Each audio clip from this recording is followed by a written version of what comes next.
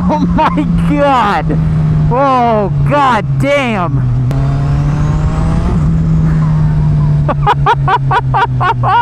So you want an FTR1200, huh? Wait a second. Didn't we already do this one? Wait, hold on. Wait. Where's the script? Where's the script for this one? The FTR1200 is the first, and what I'm hoping for is a long line of sport nakeds from an American company. Finally, the potato companies have unburied their heads from the sand and have heard the clamoring of riders wanting to rep their favorite brand while not being left behind at every corner. Well, at least one did. Don't worry, Harley people. I'm sure the Pan Am is nice, but I haven't ridden it yet, so I'll reserve judgment. Anyways, when the FTR1200 was first revealed, it took the world by storm because it was so wildly divergent from what an American manufacturers were known for, taking the liquid-cooled Scout engine, making it more powerful, and putting it in a modern package with tech to back it up. Then it came out and the collective motorcycling audience said, neat, and went about their day. Something about a $15,000 price tag for a bike that makes about the same amount of power as an MT-09 did not sit all that well with the modern price-conscious consumer.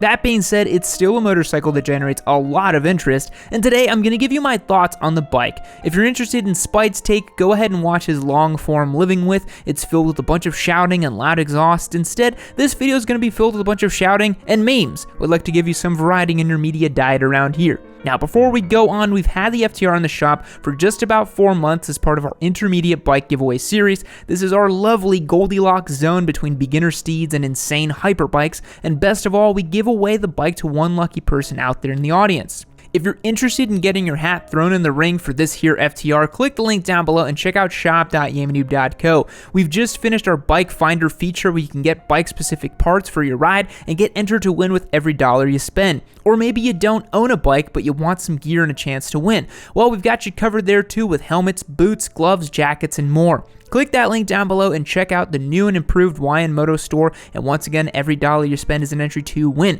Your time is running out and get entered to win that FTR. Okay, so let's start out this little comprehensive review by talking about the specs of the bike. It's what all the numbers nerds out there like to hear, and if I don't give them what they want, they'll Voltron themselves into a sentient YouTube comment and take over the world. The FTR features a 1203cc liquid-cooled V-twin putting down 123 horsepower and 87 foot-pounds of torgorinos. Those numbers come straight from the Indian website, meaning it's all hopes and dreams speckled with the heaping dose of fairy dust. But on Cycle World's dyno, the FTR put down 112 horsepower and 80 foot-pounds of torque. That's not too far from Indian's claims and right in line with the usual discrepancies between crank and wheel horsepower numbers. Why am I making such a big deal out of something we'd normally gloss over? Well, because Indian made a big deal about how performance-oriented this engine was.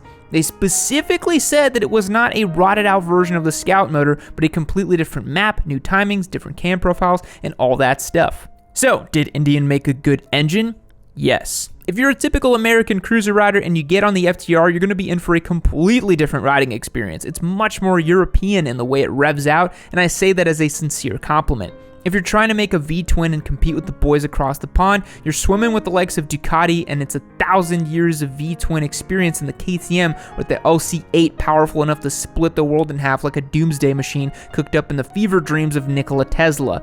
Given their relative displacement to the Tesla Stretta and LC8s and the Super Quadros of the world, personally I'd like to have seen a bit more punch out of the engine, but hey, baby steps. Maybe in a few years they'll have to have a competitive number and not also need a 2000cc engine to do it. One thing you'll find interesting is if you're a typical cruiser rider is how hard this bike revs out. If you short shift it like a standard cruiser, you're missing out on the linear pull all the way to its 9,000 RPM fuel cut.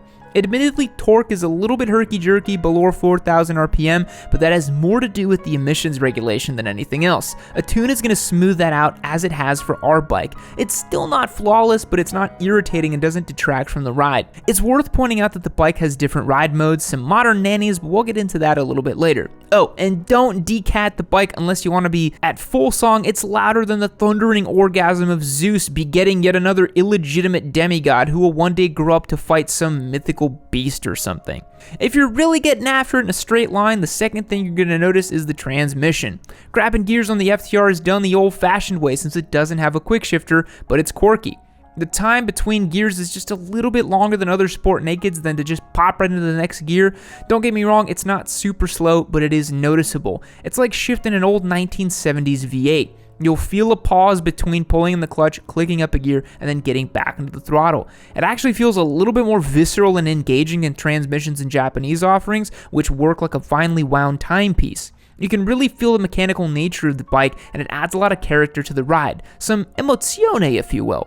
Again, with the references to Ducati, maybe there's more in common between Ducatistas and American riders than they're willing to admit.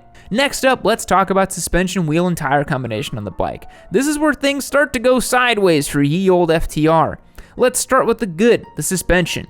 Up front, you got yourself a 43mm inverted Sachs fork, which is fully adjustable. Out back, the FTR is packing a fully adjustable Sachs monoshock. Both have 5.9 inches of suspension travel since the bike is ostensibly an off-roady style flat tracker bike. The engine is a stressed member and the frame is an absolute unit of a trellis frame, making it a very solid platform, if a little bit heavy at 495 pounds dry and upwards of 530 pounds wet. Yeesh, that's not very good. Now, I'm going to talk about the bike's potential first, and then the reality of what's holding it back. The FTR1200 Carbon we tested with the 17s handled really well, even going as far to be comparable to bikes like the Street Triple and even the MT10, which are bikes that both handle phenomenally well. Yet, that bike had Öhlins suspension, but even a step down to Sachs suspension wouldn't kneecap the handling. As a whole, the bike handles extremely well. So why do we keep dogging on the 2019's bike handling? Well, it's because the 1918 tire size combo, coupled with the stock Dunlop DT3Rs, make it sluggish side to side and make the rider need to constantly apply pressure to keep a line.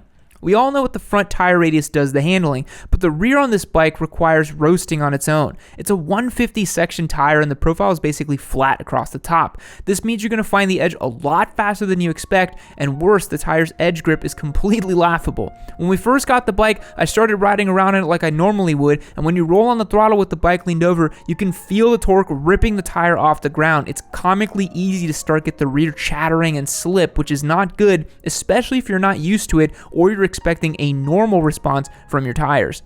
The best thing I can say about them is that they are vague. The worst is that they're potentially unsafe. As stupid as it sounds, you might be better off running something like a Pirelli Rally Scorpion or a Michelin Aniki Adventure tire, which has a more predictable side-to-side feel.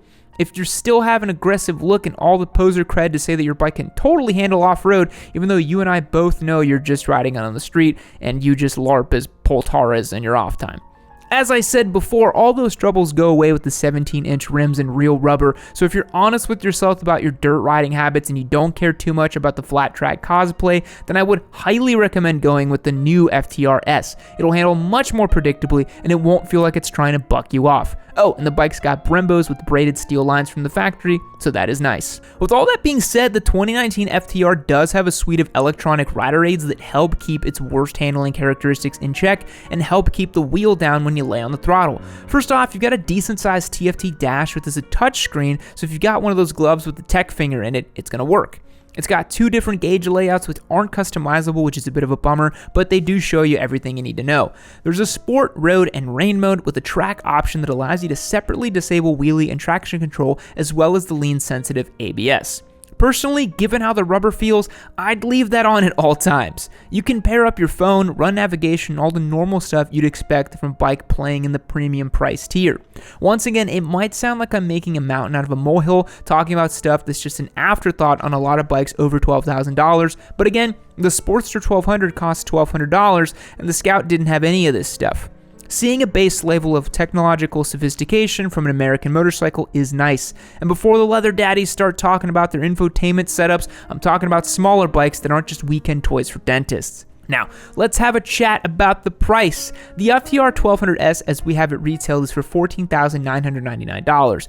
Would I buy it for that price? Nope. I'd get a new XSR 900 and call it a day, or a Street Triple, or an MT10, or a used Super Duke, or a used 2.0. Look, 15 grand buys you a ton of bike, and yes, the FTR is a step in the right direction, but they need to go back to the drawing board and figure out how to make an entry-level bike for around $11,000 to $12,000. I still think that the base FTR clocking in at 13 grand is a bit much given all the features you're giving up. Sure, the bike is a cool looking machine, and maybe that's worth the American bike premium, but if it's my money on the table, I'm gonna look elsewhere. And it's probably gonna be a 2.0, but that's just me.